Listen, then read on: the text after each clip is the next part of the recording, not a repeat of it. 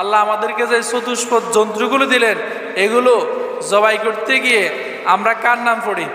আল্লাহর নাম। বিসমিল্লাহ বলা ছাড়া যদি কেউ জবে করে, জবে হবে? আপনাদের মধ্যে দুই দল হয়ে গেছে, একটা হলো হবে, আরেকটা হলো হবে না।